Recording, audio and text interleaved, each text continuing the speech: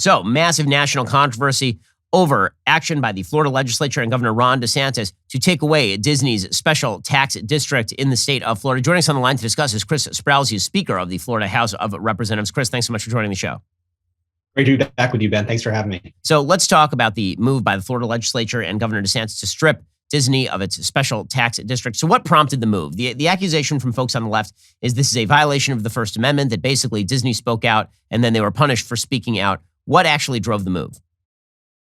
Yeah, it's pretty simple. I think what Disney did is draw attention to themselves, right? They came out and they misled the public. Yeah, they've said, and you've talked about it a lot on your show, that the parental rights bill that said that you can't teach things like transgenderism, classroom-led instruction from kindergarten through third grade.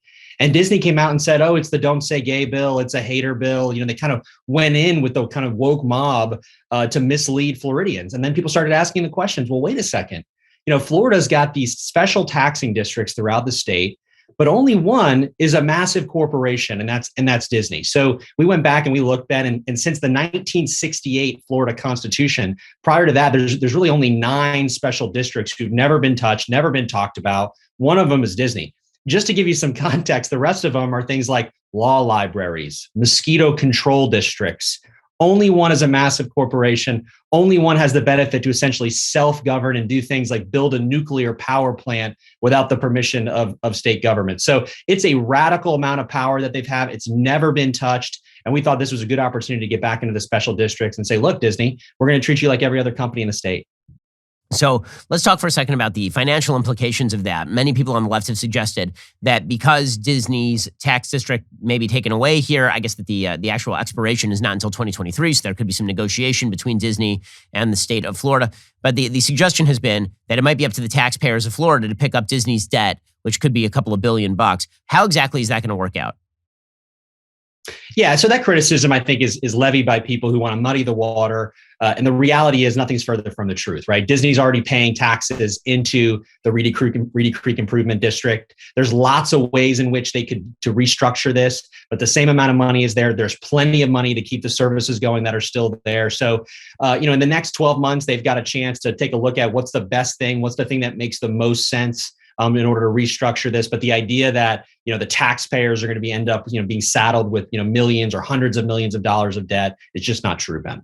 So how exactly are things going to change for Disney once the Reedy Creek Improvement District is gone? I mean, there are obviously a bunch of other major tourist attractions in the Orlando area that don't have these sort of special exemptions. That ranges from Orlando, in Orlando, from Universal Studios to SeaWorld. So how is this going to impact Disney? Look, I think it's just greater accountability. I mean, now they're going to be treated, to your point, like Universal or SeaWorld or Busch Gardens in Tampa Bay, like every other theme park business in the state, which is you don't get to necessarily engage in your own self-government the way that it's been structured for a very, very long time. I mean, the idea that, Florida hasn't looked at the Reedy Creek Improvement District structure, since Lyndon Johnson was president, I think it's time for us to take a look at it. This legislature in particular, Ben, since the time I've been there, has really pushed back on things like, corporate cronyism, corporate welfare, breaking up, special taxing districts. I was asked the other day on ABC, well, isn't it true you guys only care about these special taxing districts now because of Disney? Thing is, nothing could be further from the truth. 4 or 5 years ago, when we tried to redo our Constitution, I proposed referending every single special taxing district in the state of Florida, whether you're mosquito control, hospital, or Disney, because I think, how long are you special? Are you special since Lyndon Johnson was president and we never get to say you're not special anymore? The reality is that Disney needs to have some level of accountability. They need to be treated like every other business in the state of Florida. So has Disney reached out at all to the legislature, reached out to the governor in order to sort of renegotiate the terms of what's going to happen over Reedy Creek? Or so far, the suggestion has been that they've been silent here, which for them would be a change given how loud they were about the parental rights and education bill. Yeah, I can't speak for the governor. I can tell you they haven't reached out to me. I have not spoken to them. They haven't wanted to sit down and chat about what this looks like. But look, I think the reality is, I think this was a decision that was made in California.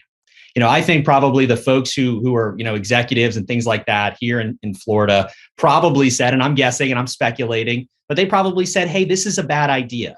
But this was driven by corporate boardrooms, by employees in California who sort of wanted to impose, their values here in the state of Florida.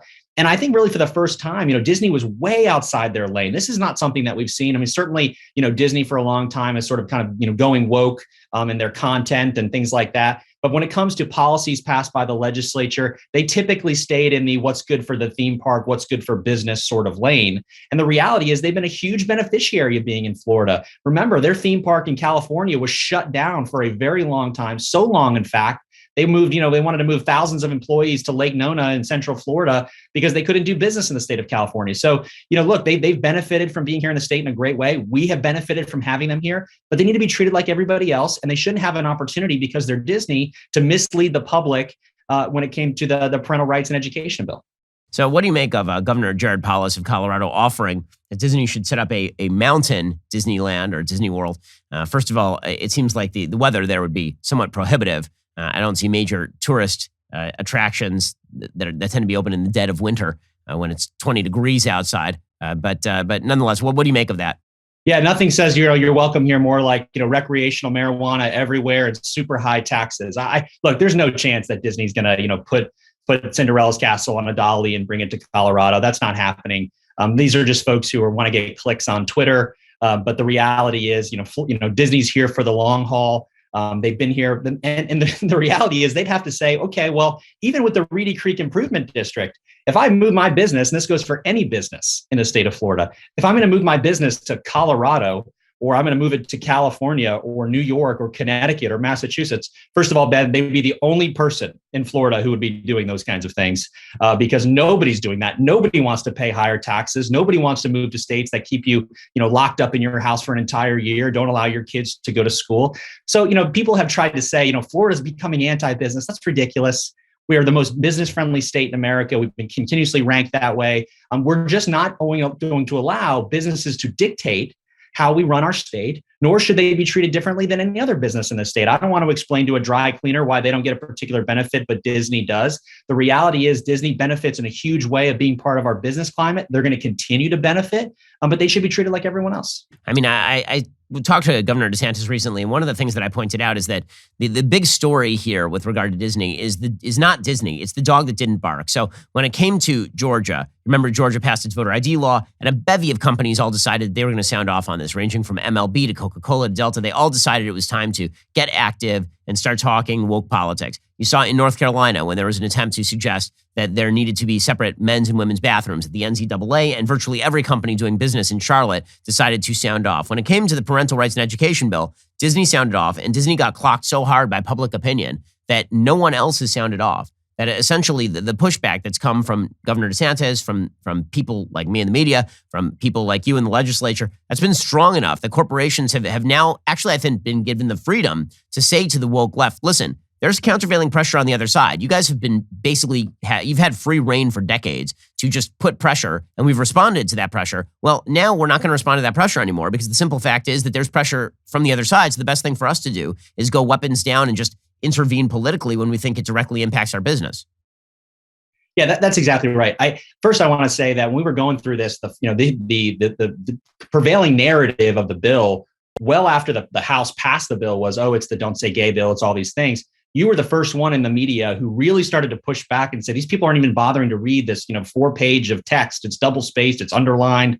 If you look at it, it's just totally wrong. And now you'll see even when the mainstream media reports it, they'll say what critics call, the Don't Say Gay bill. So you were the first one to push back on it. But I actually think, to your point about punching back and now it's sort of quiet, it's crickets. I think there's a huge opportunity here. I had a CEO who I think highly of called me the other day and said, hey, everybody's sort of nervous. Like, what does this mean? And I said, here's what it means. It's a huge opportunity for you and for your business.